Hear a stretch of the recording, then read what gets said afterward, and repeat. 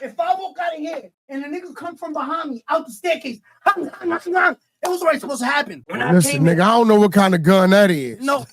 Yo. I don't know. That's Welcome to Fob's HQ. Today we're going to be talking about an artist known by the name Tekashi 6ix9ine. I'm going to say an unpopular opinion here, but as far as music goes, this guy's music is ass if you ask me. And of course that's only my opinion, and it's also my opinion that I think most of his music is appealing to people in the hood and to kids who like colorful things like his hair and his music videos, and people who like ass, because 90% of the videos that music videos that he's in, there's a lot of females bouncing their ass and whatnot. Which, hey, you know, if that's how you make your money and everybody's consenting, that's fine. There's no issue with that.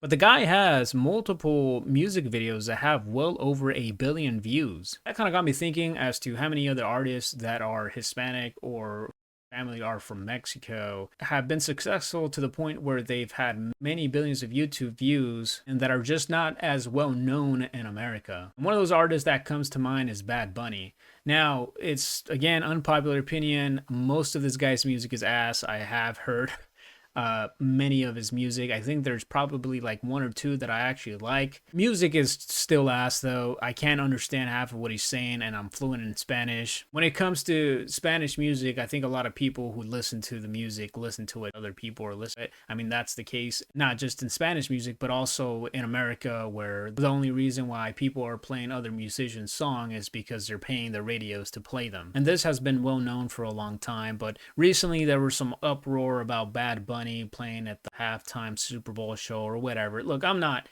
all-knowing when it comes to football, and quite honest, I think it's a waste of time to be, as a grown-ass man, I think it is a waste of time to be watching football and be complaining about who's playing at the halftime show for the Super Bowl. I think it's embarrassing. I think it's embarrassing for you to be a grown-ass man and complaining to your friends, your girlfriend about, I can't believe this artist. Who cares? You know what? I'm going to stop. But as you can see by some of these titles, you do have some big stars like Cardi B making music with Tekashi 6ix9ine. You have Drake making music with Bad Bunny. Because from a business perspective, you understand that there is more money in selling music to Spanish-speaking countries than there is in making music just for America. I prefer English music, but I do listen to a lot of corridos and a lot of music that is made in Spanish. But depending on what you're talking about, there's also words in English that don't exist. For example, the words venomous and poisonous, that's like the same thing. There's no word, like if you say veneno, like that's venomous, right? But it's also the same thing as poison.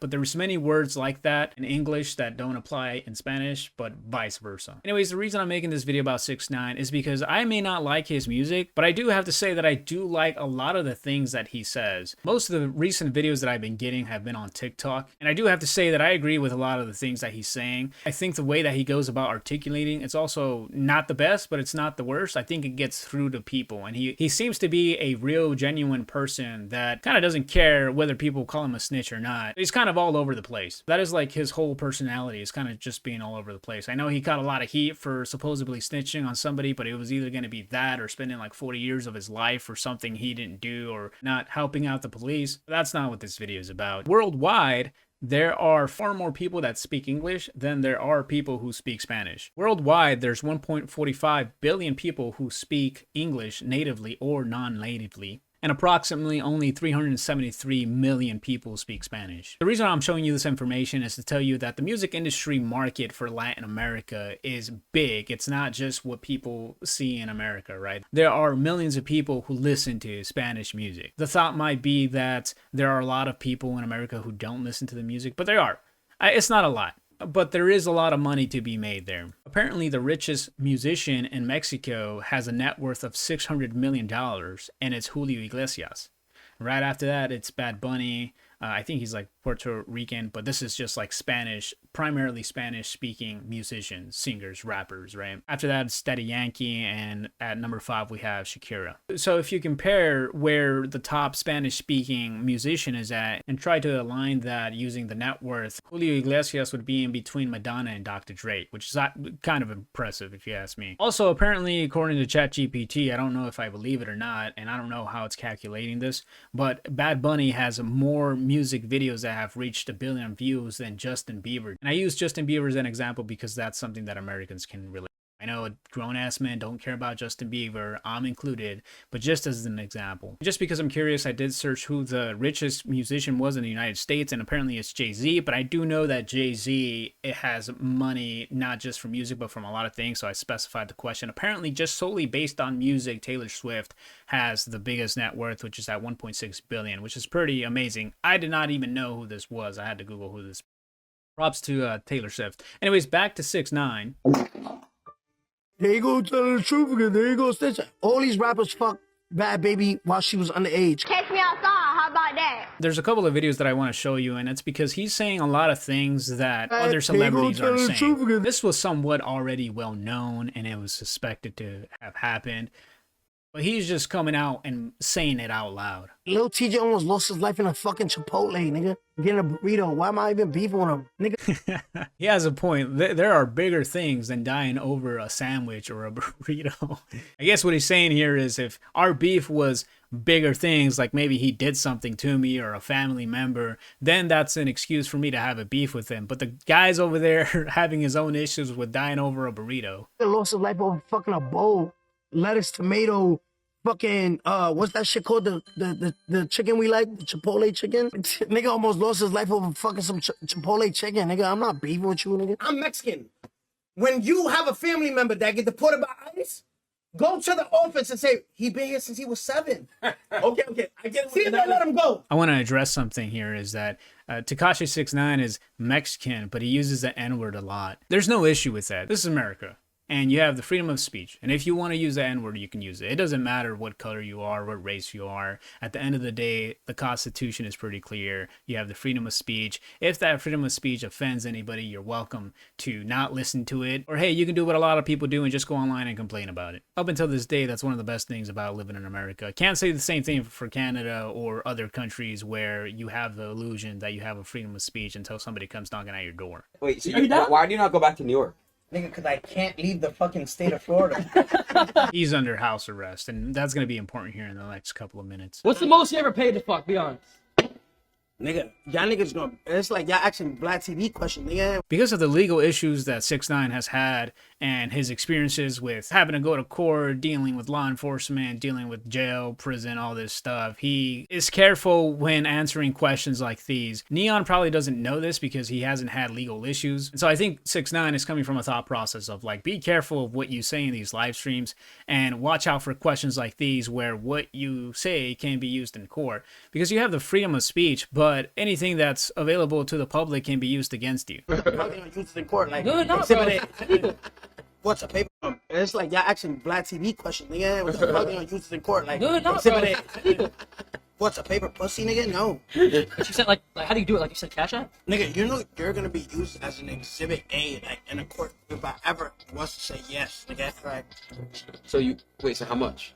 No, nigga, I never paid for it. It's coming across pretty suspicious when he just told them like twice, and then they're asking again after he said, no, like, I'm not going to answer that question. And if I do, I'm going to answer it in a way where it's not going to affect me later in the future. The fact that both of these men want to know if he's paid for it, it just seems weird. It doesn't seem like a question you would ask somebody else if they came over to eat or just to hang out and do a live stream, knowing that he's on house arrest, knowing of all the legal issues that he's had. I don't think that both of these guys are his true friends. I don't think they want or care about it because 6ix9ine has different views when it comes to both of these guys' religion. Like I was saying earlier, I think that most of the music that 6ix9ine makes is ass, but I do like how he talks to some of these streamers. He stumbles a little bit, but he talks to them in a way where they hopefully understand, and he kind of talks to them like they're his little brother. TJ, text anyone, be like, yo, can you hold me 10,000 till 1 week, please?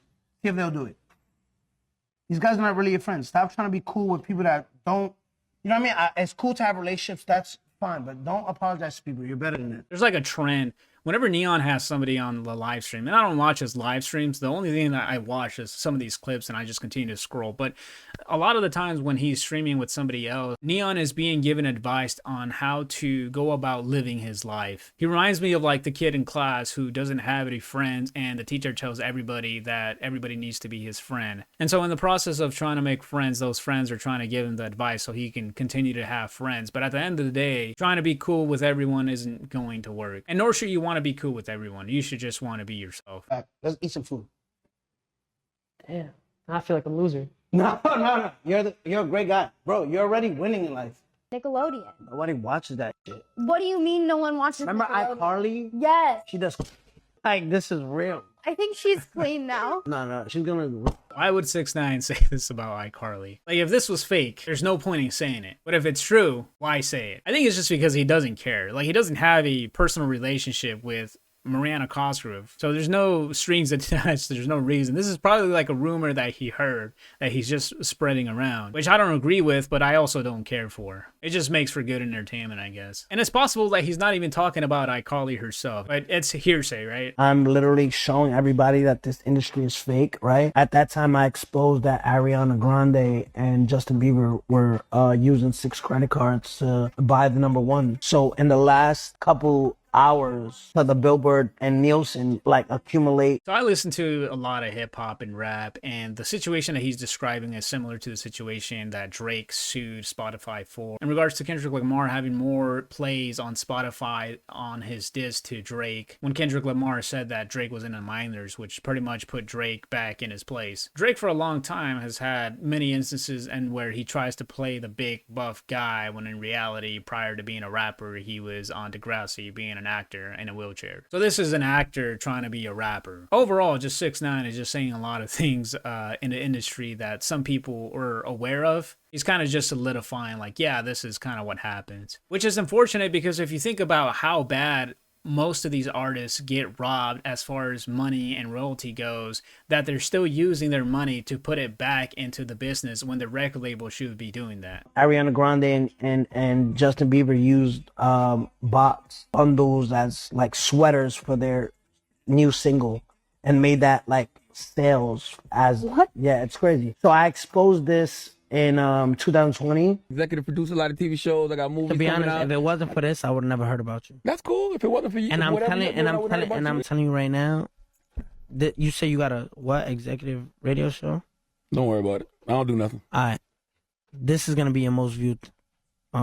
This like I'm telling you for a fact, this is gonna be your most viewed. You see how I get under his skin? You're not like, under I my can skin. see I'm under his skin. Everyone knows I'm under his skin. You're not under my skin. This is gonna be you guys' most watched interview on you. I'm telling you now. Can you say congratulations? Congratulations. Thank son. you. Let's check that. So it looks like he's telling the truth. Until this day, that is still the truth. So he has one video with the Breakfast Club here where it's 20 million views and the other one is 17 million views for a total of 37 million views. That is about 14 million more views than when Birdman had his tantrum on the Breakfast Club and was like, put some respect on my name and did a whole bunch of shit. But Tekashi 6ix9ine was right. That is the Breakfast Club's most viewed episodes here. Soulja Boy couldn't top that. Dave Chappelle couldn't have topped that. Even Jay-Z, the billionaire, couldn't have topped that. Tekashi 6ix9ine, really, to me, is kind of weird because, like I said, his music, in my opinion, sucks ass. It's weird how he's able to acquire this much attention. And I can see why when I see his streams, but as far as his music goes, I think it just sucks. When I was editing this video, I realized that I failed to mention a couple of new developing things that are happening in the life of 6ix9ine. He was streaming with Jack Doherty. If you haven't already seen the YouTube video that I made about Jack, you should definitely go and check it out. His home gets broken into and his mom is held at gunpoint while they ransack and take his shit. Now, squat.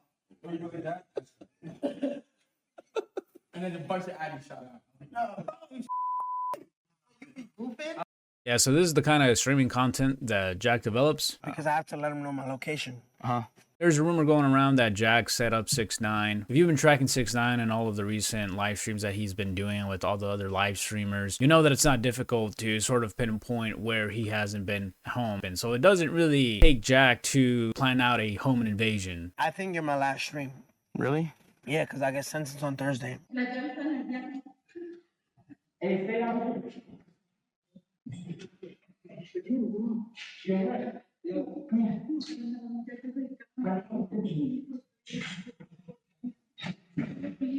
Here we have three suspects and what appears to be Tekashi 6ix9ine's mom. She's over there frantic, praying every second that she's with whoever this is. These people look like kids. They don't look like... This guy may be an adult. It's here that the deputies made contact with several individuals inside the residence. Reported that 4 armed masked men entered the home with handguns. The way that this is written, it sounds like Tekashi's mom wasn't the only person that was there. And apparently, according to this statement, she wasn't inside, she was outside.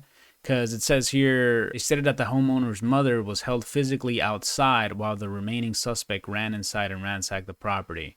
So that video footage that we have, I don't know if that's before she got let outside. The suspects asked for cash and car keys. A canine track and search of the residence was conducted with negative results. Suspects possibly left in a vehicle prior to deputies' arrival. There was some speculation that the suspects who entered Tekashi's home were the Island Boys because of the body language and some of the names that were being thrown around. But later on another live stream, 6ix9ine was telling that it wasn't one of the Island Boys and that it was somebody from his neighborhood, some of the kids from the neighborhood. Allegedly, people are saying it was the Island Boys. No, I don't even think Island Boys. So let me leave that real clear. Pointed out to be that it was kids in the neighborhood because there was no car that came in, no car that left. So it was white kids at that. Those two brothers, there's no tattoos. Their face was able to see there was no tat. So that's just a myth. It's just Instagram conspiracy. Scary stuff. Yeah, but this is somebody that has a history of getting attacked at gyms. I'm not going to show the footage, but there's footage online that if you search, you can find it. But it's a video of 6ix9ine getting jumped at a gym by some people. If I show the footage, the video will get taken down. But if you want to, you guys are welcome to search it up. I just find it kind of odd when 6ix9ine is a victim of a crime that one of the first statements this criminal defense attorney says is, yeah, but this is someone who got jumped while he was at the gym. Where is his security? I mean, this is someone, a multimillionaire, someone that makes a lot. This defense attorney has somewhat of a point here is where's his security? He's supposedly a multimillionaire. And I think really what the issue here is that he probably doesn't have the money for security. And that's because he's had all these legal troubles that he's had to pay attorneys, court fees, and all the other things that come with the legal issues that he's had throughout the years. Attorneys aren't cheap. They can cost up to multi-million dollars, especially when they know that you have money. I don't think it's a matter of he's just not wanting security. I think it's a matter that maybe he can't afford security and maybe he's not willing to say that. Because he's gone on podcasts before and said openly that he doesn't go around with security. He's always just him. This is part of one of the reasons why he got jumped while he was at that gym is because he didn't have security with him. So I think maybe in his mind, it's like, I'm just going to waste money in security and 90% of the time, I'm not going to be a victim of a crime or 90% of the time, I'm not going to need it. We know that artists don't make that much money when it comes to their actual music. They make it through like brands, advertisements, and doing collaborations with other artists if they're getting paid for being like on another song. As I'm scrolling Instagram, TikTok, and all these other social medias and where I'm seeing more of Tekashi 6ix9ine at, I can't help to wonder that I hope that these streamers like Neon and Jack are actually giving him a fair cut for being on those live streams. Or maybe he's just in a situation where he doesn't have that option to ask for money and he's just on there for the publicity. Either way, the guy needs to get security. Tekashi, come on, spend money.